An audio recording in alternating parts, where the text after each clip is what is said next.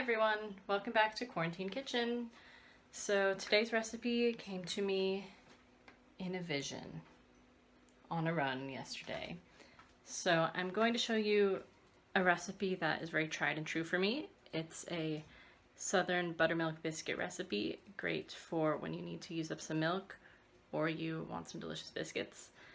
And then we're also going to spice it up in sort of recipe extension that I'm going to call ultra biscuits.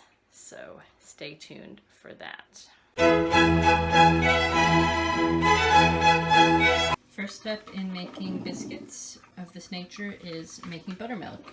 And that's really easy. Just take the amount of milk that the recipe calls for. Add some white vinegar or some lemon juice. I've just squirted a bit of vinegar in here. We're just going to leave it there for a few minutes while I collect the rest of the ingredients. Check out how gorgeous and simple this recipe is. All you need is flour, sugar, baking powder, salt, butter, and buttermilk. And I'm doing a half batch today, but just for your awareness, these do freeze really well. It can be a good idea to make a lot at once and just freeze them for later, however are free. So in here you can see we've got a cup and a quarter of flour. We've got a tablespoon of baking powder, a teaspoon of sugar, a little bit of salt because I'm using salted butter, and the recipe is calling for 4 tablespoons of butter. I just put in 2 giant scoops. And again, that is half a recipe. Now what we're going to do, since we don't have a food processor, is just use a fork. And it's important that your butter is cold here. This is crucial to get your biscuits flaky.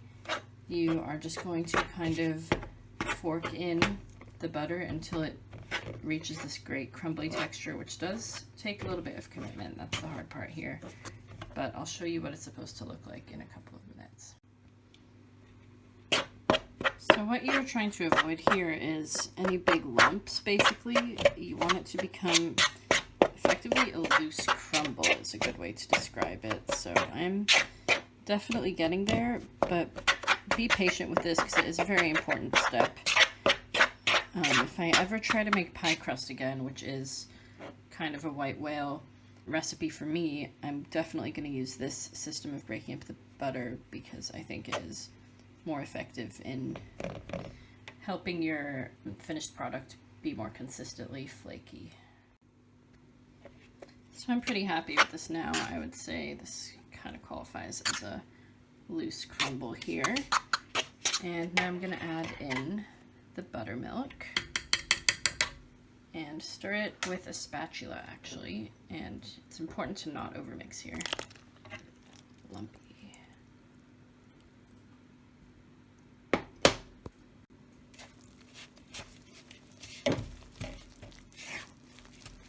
So you just want to incorporate this until it can kind of make a ball, and pretty quickly it starts to reach the texture that you are looking for, that you might recognize from your fridge biscuits or biscuit mixes, things like that.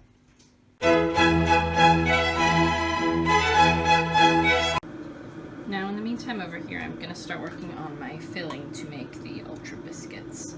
So you already have my cream cheese frosting recipe from carrot muffins video. I think I go into more detail there, but again, basically cream cheese, a bit of lemon juice, a little bit of vanilla, and some icing sugar. And that was our kettle boiling. We're just going to defrost some of these frozen berries. It's an ingredient that I really like to work with, especially now that it's kind of springtime. And we are going to experiment with making these kind of a filling for some of the biscuits, so I will show you what that'll look like when we roll out the dough. So there's the texture you want for your cream cheese. Just keep whipping it with that fork if you haven't gotten there yet. By the way, if you haven't yet started preheating your oven, now would be a good time to do that. 220 Celsius. That would be, what is it again? 425 Fahrenheit.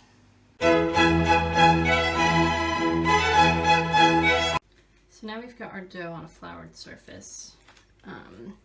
Feel free to get liberal with the flour here. There's not really a downside. I kind of like my final product biscuits to be a bit floury anyway.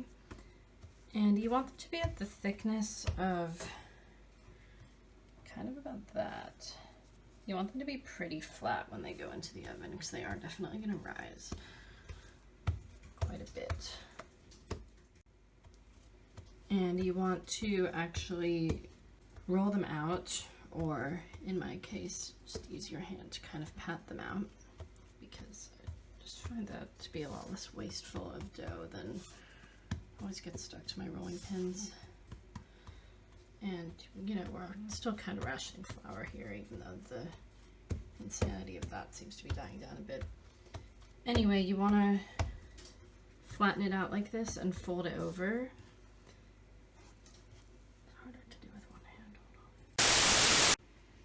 You want to fold it over and then flatten it out again about 5 or 6 times.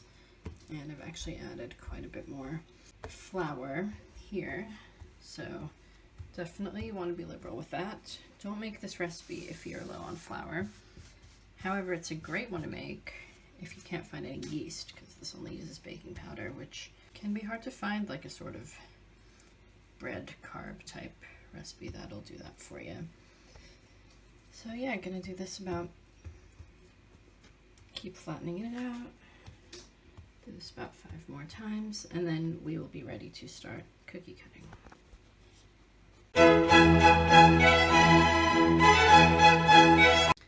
Okay, so we've done a bunch of folding and flattening, and I'm fairly happy with this. Now what we're just gonna use is a normal sized cup here, and you don't want to twist these. I'll show you what I mean. So I'm just going to cut a couple of normal biscuits to kind of demonstrate. So don't twist, just pull up. This is the easy part.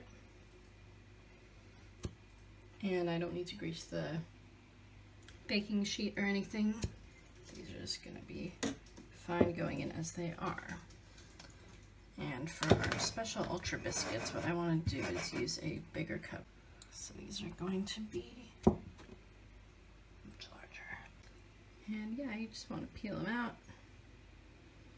Let's take a look at the thickness here. This is about right. Basically the thickness of your pinky, I guess. Maybe like the thickness of the longest paper you ever had to write for school. And they can be really close to each other here. They're not gonna melt into each other, so you can cram a lot onto one baking sheet, which is also handy.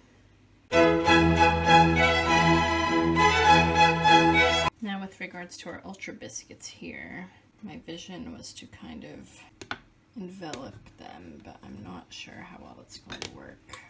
So you can see with this tester one, trying out a little extra flattening and folding stuff going on here. I think that could work.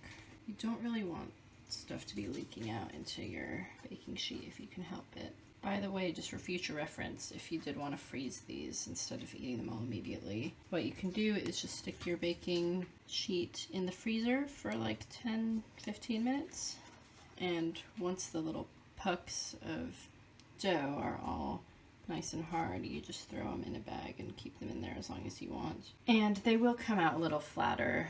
It doesn't do great work to the baking powder to be frozen. So they will come out a bit flatter, but they'll still be just as tasty. So I'm a little happier with this one. It's not the prettiest, but I still have hopes for what it'll look like at the other side. So I'll show you what this looks like once I'm done.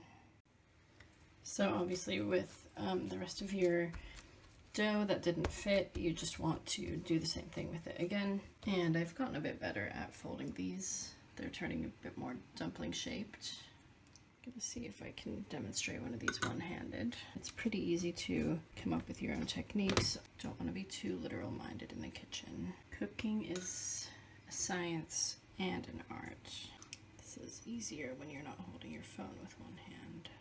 However, my editor, I don't really want to show him what these look like until they're done, because I think that will be a surprise. So we're doing it on our own, but you get the idea.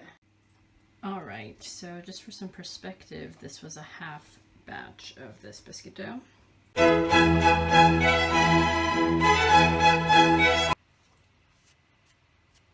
Covered in flour, cool. Okay, so half of my biscuits are going in the fridge for now, and I've just thrown the other half into the oven. It is now 110, so we're gonna check on them in about 10 minutes. They should take about 15, but you can tell pretty easily by the color if they're done. So it's been like 7 minutes. As you can see, these aren't done, and they are also sort of not completely succeeding in their shape, but most of them are doing pretty good. However, the smell is excellent. There goes raspberry. Did you guys see that? Okay, so it's now been 14 minutes. I think I'm gonna call it here. As you can see, our Ultra Biscuits have really grown here. This one's looking nice. And these guys are just waiting here in the fridge to be baked and consumed when we're ready for them. So that's gonna be great. Okay, so like I said, these, you can see they've still got the layers in there. They didn't rise as much as I wanted them to, so maybe I actually rolled them out a bit too thin. How are these guys?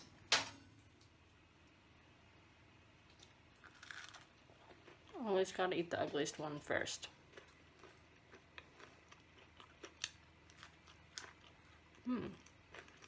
Subtler than I thought it would be, but very tasty.